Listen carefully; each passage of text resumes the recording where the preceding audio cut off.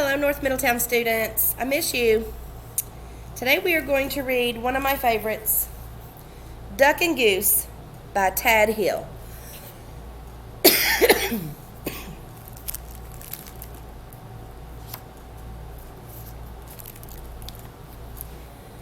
Oh my, what is this?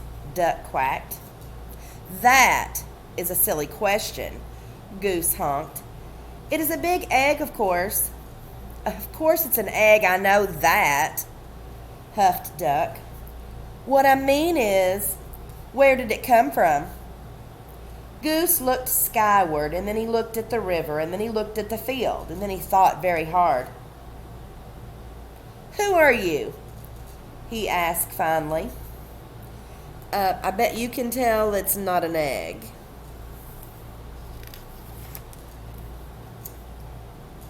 I, said Duck, puffing out his feathered chest. I'm the one whose egg this is. I saw it first. Goose quickly raised his little webbed foot. It's mine. I touched it first. Hey, you should never put your dirty foot on an egg, Duck scolded. Don't you know anything about caring for eggs? Yes, I do, Goose cried out. Stop yelling, Duck yelled, and then he whispered.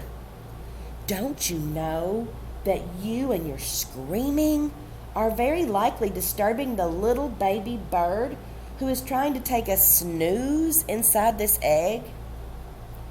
Goose wished that Duck wasn't right, but he lowered his head and he whispered softly, I'm very sorry. Go back to sleep in there.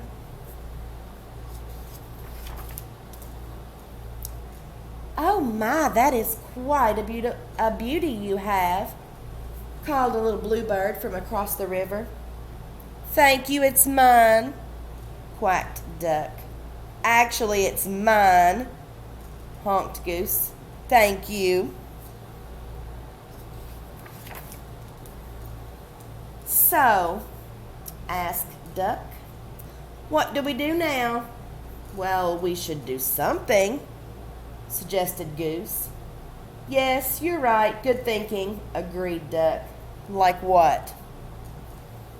They're both thinking about what they should do, and Duck is thinking that he should put up some signs that says, this egg is private property.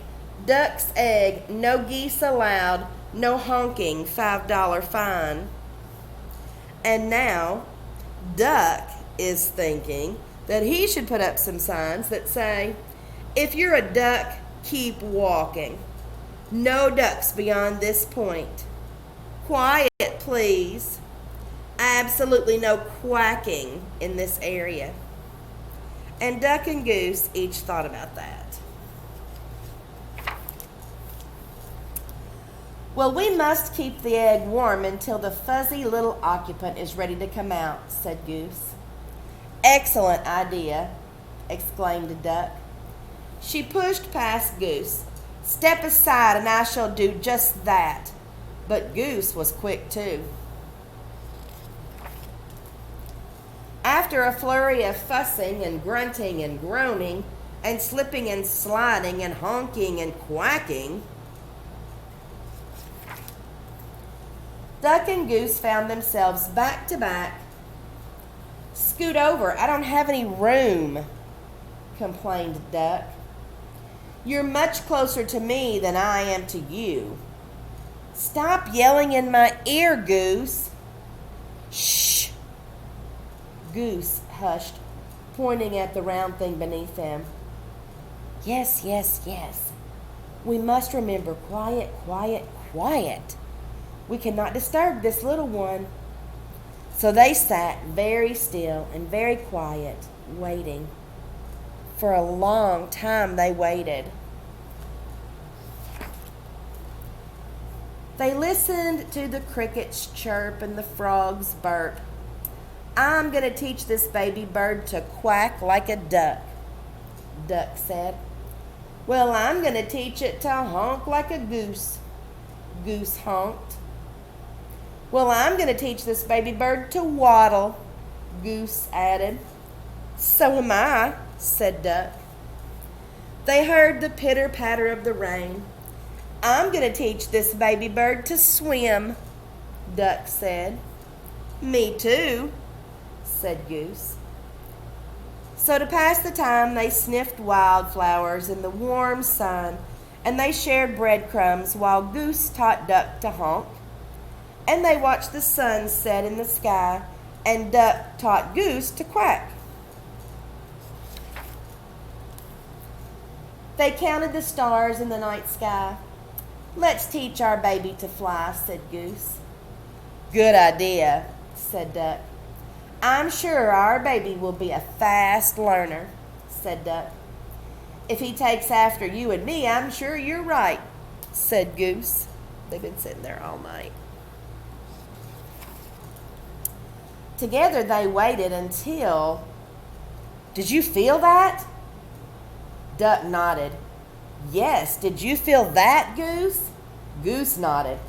It's time, Duck squawked. Quickly, Duck slid down and started running in circles around their egg. What do we do now? He hollered.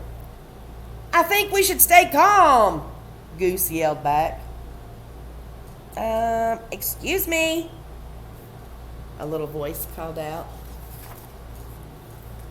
Duck stopped, and in all the exciting confusion, he had failed to notice the bluebird kicking the egg.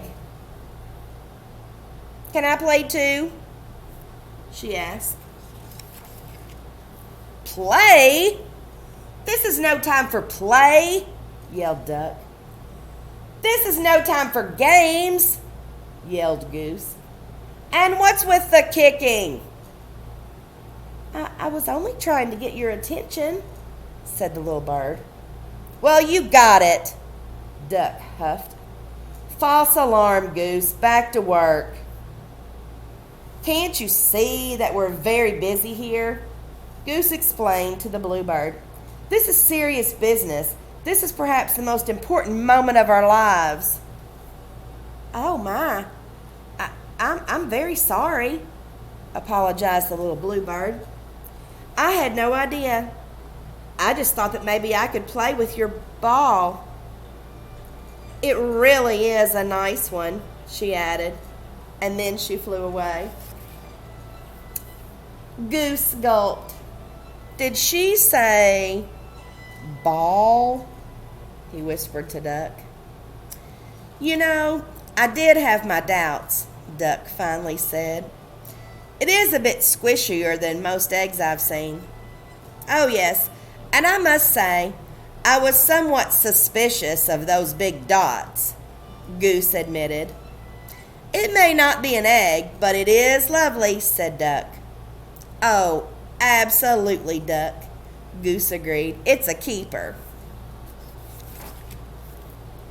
As the crickets chirped and the frogs burped and the grass swayed in a gentle breeze, Goose quacked and Duck honked and the ball bounced and rolled and sometimes it even flew. The end. Have a great day.